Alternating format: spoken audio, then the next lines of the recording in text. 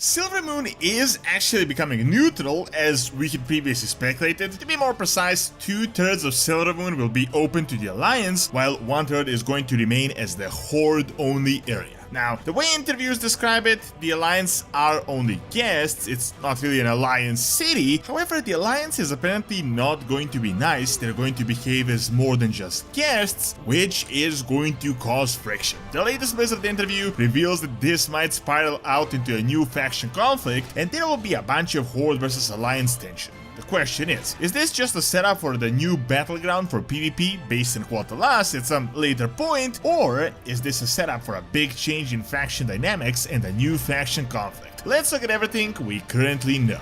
While having the best deals on the market for all games and software, Gamivo just added mobile top-ups for your favorite mobile games with the best prices that you can get with my Gamivo link in the description below. Best of all, if you use my code DORON, your discount will be even bigger, so make sure to use my link in the description and the code and check out Gamivo.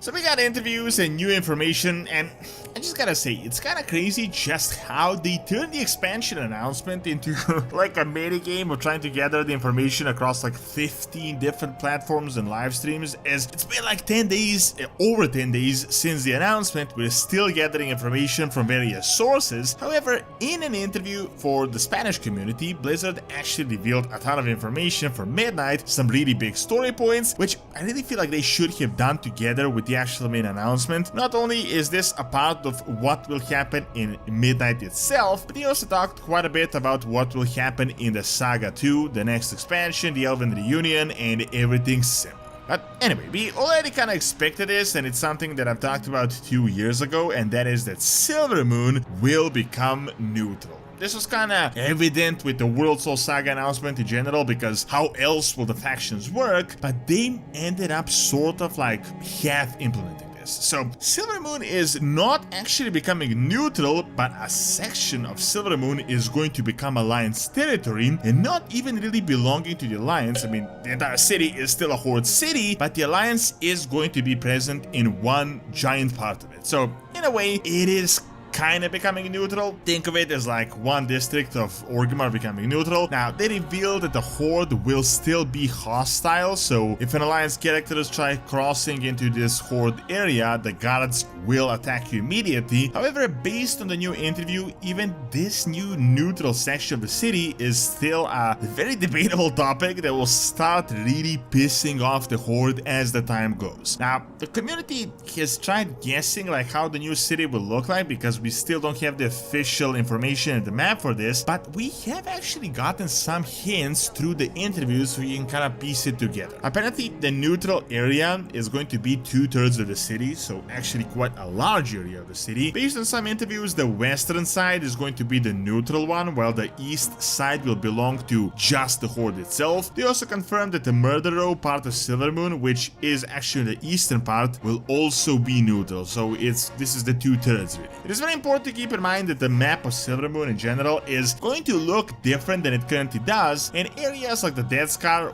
will be fixed, but no matter how you look at it, 2/3 being neutral is a pretty big deal, especially with the city enlarged as is. The new interview told us about the development where they said they wanted to make it a more pathable city, easier to get around, and a big point of updates are going to be the new ability to fly, which is obviously going to change everything. The big reveal though is that this new update will apparently start creating friction and ultimately a new faction conflict. If you remember this, if you guys follow my channel, I've made multiple videos on this. I mean, Blizzard actually told us this over a year ago in interviews, maybe even a year and a half ago, that something will happen in the World Soul Saga that will lead to a new faction conflict. For some reason, no one has been talking about this, but we had known about it for a while. They told us that it won't be a faction conflict on the scale of like BFA, where the Horde and the Alliance are like trying to take over the world. We very likely won't have an all-out war, but we will have something akin to classic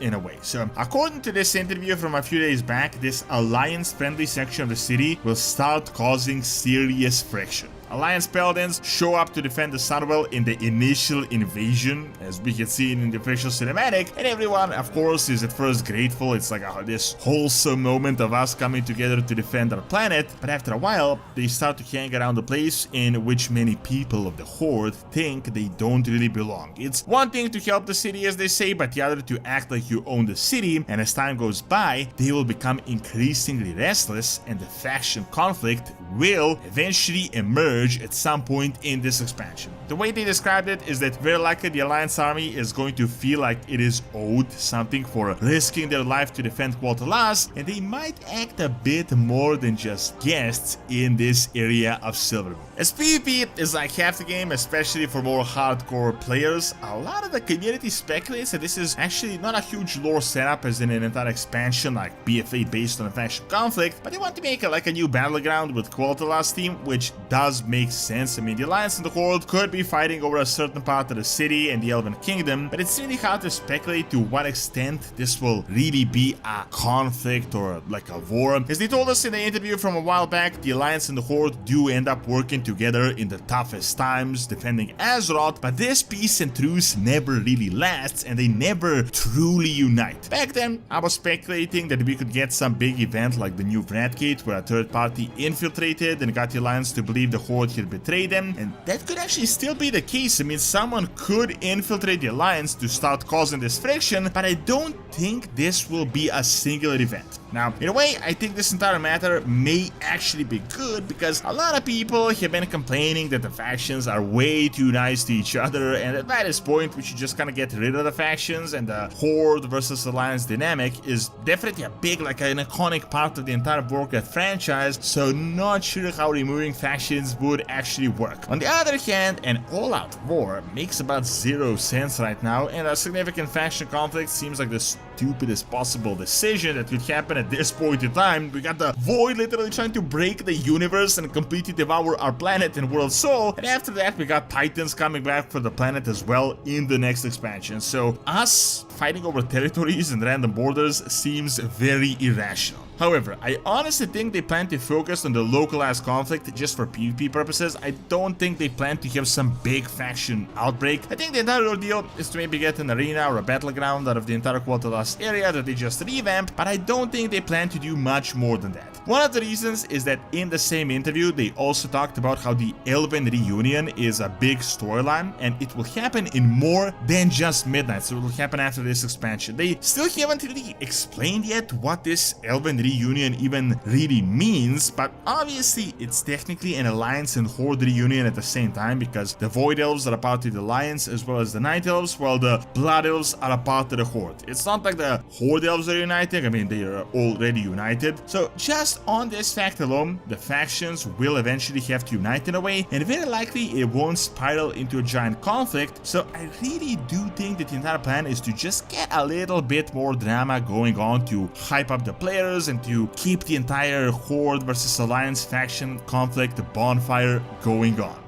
Thanks for watching. Check out the Return of Sylvanas by clicking on the screen, and check out my video on real world history and the Roman Empire that I've recorded live on site in Malta by clicking on the screen as well. See you next time.